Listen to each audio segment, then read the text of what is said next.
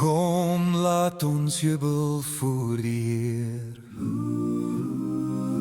Sing tot die rots wat ons beskerm. Met dankbaarheid kom ons nader. Hy hou ons veilig in sy arm. Hy is die koning bo alle gode. Die see en land is in sy hand.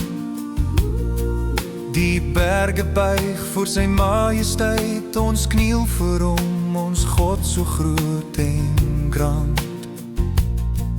Hy het ons gemaak, ons is sy kudde. Skape wat hy lei dag en nag. Sy stem roep sag in ons harte. Volg hom nou met eer en krag. Kom laat ons aanbid, kom laat ons buig voor die Here wat lewe gee. Met lof en eer, met hart en siel, aan hom alleen behoort die eer. Moenie jou hart verhard vandag, luister na sy stem so teer. Hy is ons God, ons herder trou, ons plys sy naam, ons Heer.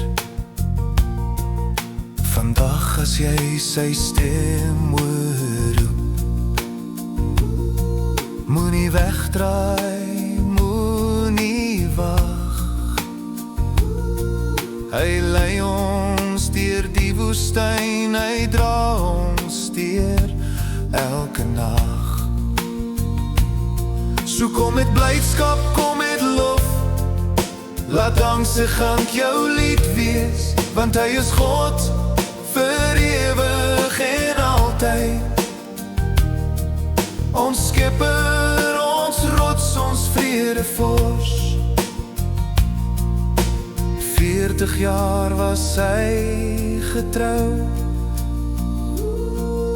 selfs toe harte dwaal. Maar sy genade bly vir altyd.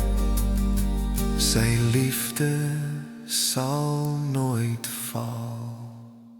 Kom laat ons aanbid, kom laat ons buig voor die Here wat lewe gee. Hy is ons God, ons herder trou, ons prys sy heilige naam. Kom laat ons aanbid, kom laat ons buig voor die Here wat lewe gee. Hy is ons God, ons herder trou, ons prys sy heilige naam.